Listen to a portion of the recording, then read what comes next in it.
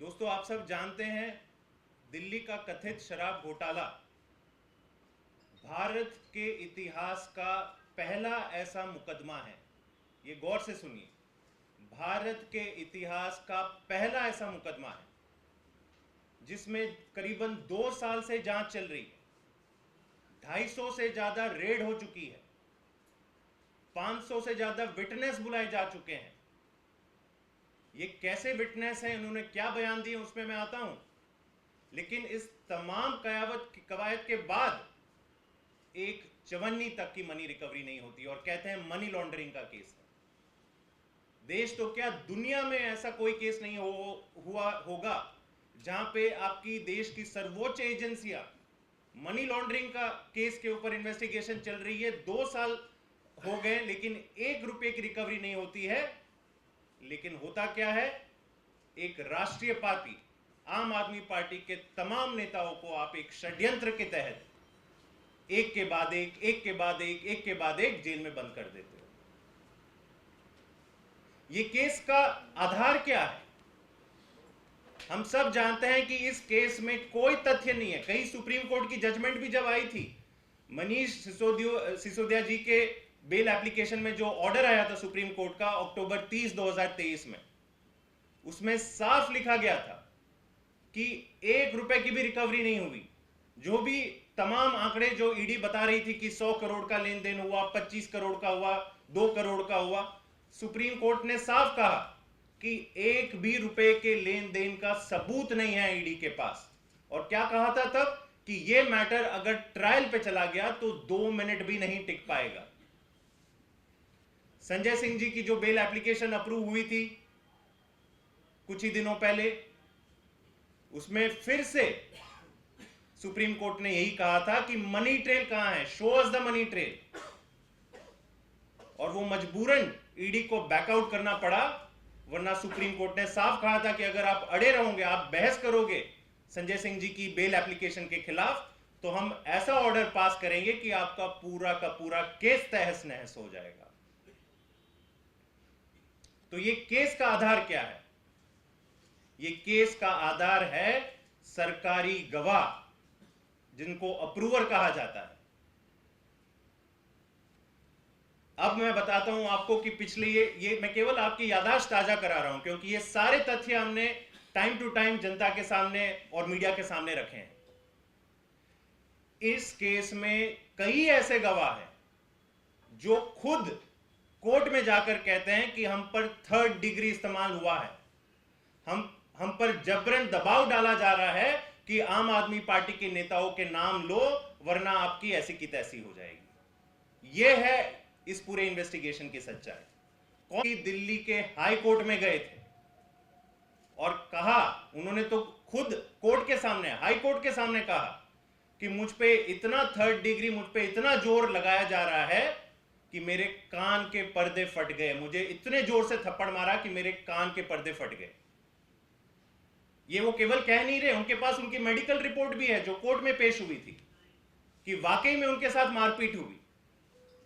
जो दृश्य में बॉलीवुड के किसी भी हिंदी फिल्म में जो थाने में जैसे मारपीट होती है, वैसे दृश्य आज सामने आते हैं कि तमाम गवाहों पे इतना दबाव बनाया कि जब तक वो एक उल्टे सीधे बयान नहीं देते, उनको रिहा नहीं किया जाता। दूसरे हैं अरुण पिल्लई, इनको भी विटनेस बनाया गया, इनको भी अक्यूज बनाया गया। ये भी कोर्ट में गए और कोर्ट में क्या कहा कि मेरी बेटी, मेरी पत्नी, मेरे परिवार से भी ये लोग बहुत गलत तरीके से बात कर रहे हैं, उन पे दबाव डाल रहे हैं कि मैं इनके खिलाफ कुछ बयान दूं। और उन्होंने कोर्ट से कहा कि मेरे पे ये दबाव डाला जा रहा है।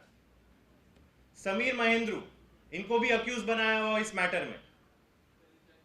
ये भी वही कुछ कहते हैं कि मेरे बाप को, मेरी बीवी को एयरपोर्ट पे रोका जा रहा है, मेरे परिवार पे पूरी तरह दबाव डाला जा रहा है। मेरे ख्याल से उनकी पत्नी को तो ईडी ने गिरफ्तार तक कर लिया था। आप ये सोचिए कि अगर किसी व्यक्ति के परिवार वालों को अगर आप गिरफ्तार कर रहे हो तो क्या वो उल्टे सीधे बयान नहीं देगा?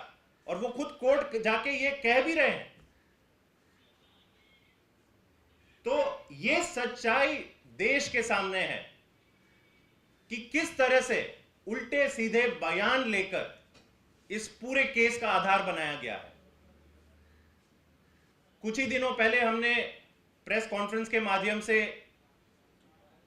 यह बात रखी थी कि कैसे एक बाप बेटी की जो जोड़ी है, मगुंटा श्रीनिवासुलु रेड्डी और राघव मगुंटा रेड्डी, इनकी भूमिका बहुत अहम हो जाती है इस पूरे केस में। क्यों?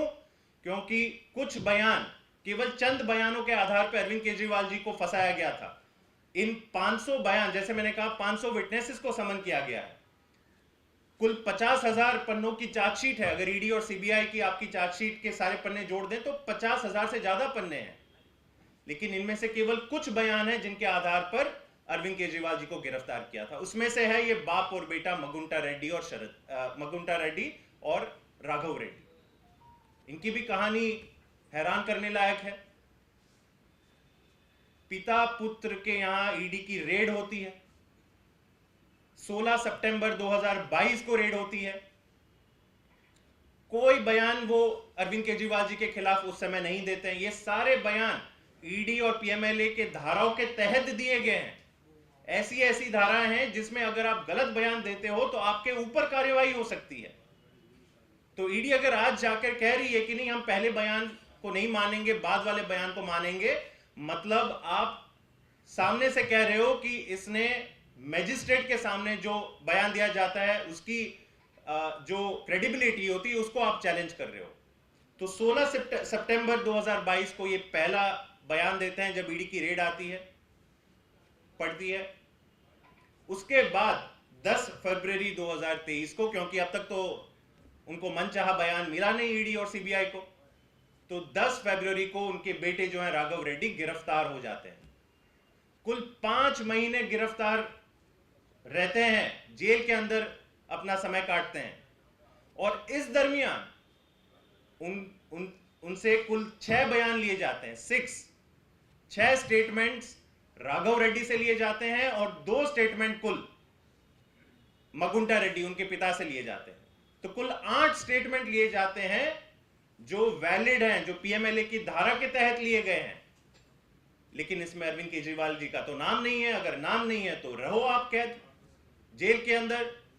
16 जुलाई 2023, 5 महीने बीत जाते हैं, बाप और बेटे का हौसला टूट जाता है और फिर वो पहली बार अरविंद केजरीवाल जी के खिलाफ बयान देते हैं, पहली बार। और होना क्या था उसके बाद? 2 दिन के अंदर 18 जुलाई 2023 को उनको बेल मिल जाती है। कुछ ही समय बाद, कुछ ही हफ्तों बाद उनको माफीनामा भी मिल जाता है और ये अप्रूवर बन जाते हैं। और अब पता चलता है ये पूरी साजिश सबको पता था। ये सारे लोग पहले कोर्ट में जाके या कहीं ना कहीं कह चुके थे कि नहीं, हम पर जबरन दबाव डालकर हमसे बयान लिया जा रहा है। और अब इनको इनाम क्या मिलता है? 29 मार्च 2024 को एनडीए अलायंस का टिकट दे देती है भाजपा राघव रेड्डी को। मतलब ये देखिए, जो खुलेआम षड्यंत्र रचा जा रहा है, अब कोई पर्दा भी नहीं रहा। अगर इनके सारे फोन रिकॉर्ड्स कि भाजपा और मगुंटा रेड्डी, राघव रेड्डी के बीच में क्या बातें हुई थी, तो ये अगर बाहर निकल के आए तो मेरे ख्याल से ये पूरा केस ही सॉल्व हो जाएगा। लेकिन इन चीजों पर तो कभी गौर नहीं किया जाता। और हम वापस कहते हैं कि हम असहमत हैं जो आज आर्ग्यूमेंट्स दी गई थी कोर्ट में। कोर्ट ने कहा था कि नहीं, देखिए, अप्रूवर तो वैलिड कॉन्सेप्ट है लॉ में, और अगर आप इनके बयानों पर अगर आपको असहमति है तो आप ट्रायल के दौरान उस पर हम आएंगे, अभी हम इस पर टिप्पणी नहीं करेंगे। मैं आप सबको बता दूं कि संजय सिंह जी का जब बेल एप्लीकेशन हाई कोर्ट ने रिजेक्ट किया था तो सिमिलर आर्ग्यूमेंट यूज हुआ था कि आप अप्रूवर को क्रॉस एग्जामिन कीजिए, ट्रायल शुरू होने दीजिए। हम सब जानते हैं कि ट्रायल इनका मकसद ही नहीं है ट्रायल शुरू हो। 2 साल से आपने इस केस में ट्रायल नहीं शुरू किया। मनीष सिसोदिया जी को 1 साल से ऊपर हो गया जेल में। और क्यों? क्योंकि कोर्ट ने कहा कि ट्रायल शुरू हो जाने दीजिए। ट्रायल शुरू नहीं होता मतलब सालों भर आम आदमी पार्टी के नेता जेल में रहते हैं। लेकिन जब यह मैटर सुप्रीम कोर्ट में जाता है तो खुलेआम चुनौती दी जाती है कि जो अप्रूवर है, ऐसा कैसे हो जाता है कि एक अप्रूवर 10 स्टेटमेंट देता है जिसमें संजय सिंह जी का नाम नहीं है, लेकिन 11वें और 12वें स्टेटमेंट में उसकी याददाश्त आ जाती है, सडनली वो समझ लेता है कि नहीं मुझे किसका नाम लेना है। तो इस अप्रूवर्स जो पहले गवाह थे, इन्होंने कोई नाम नहीं दिया था आम आदमी पार्टी के नेताओं का, जबरन दबाव डाला गया, कई लोगों को जेल में कैद किया गया, फिर जाके इनके दिमाग जब ठिकाने आए ईडी के लिहाज से, तब उनको बेल मिली और ये अप्रूवर बने। और यही सारा घटनाक्रम देखकर सुप्रीम कोर्ट ने संजय जी की बेल एप्लीकेशन अप्रूव करी थी। तो हम वापस यही कहना चाहते हैं कि आजाद भारत का सबसे बड़ा राजनीतिक षड्यंत्र है दिल्ली का कथित शराब घोटाला। यह ऐसा घोटाला है जिसमें एक चवन्नी तक नहीं मिली, केवल और केवल फर्जी गवाहों के बयानों के आधार पर आम आदमी पार्टी के तमाम नेताओं को कैद किया गया है। लेकिन हमें पूरी उम्मीद है कि सुप्रीम कोर्ट से हमें न्याय मिलेगा।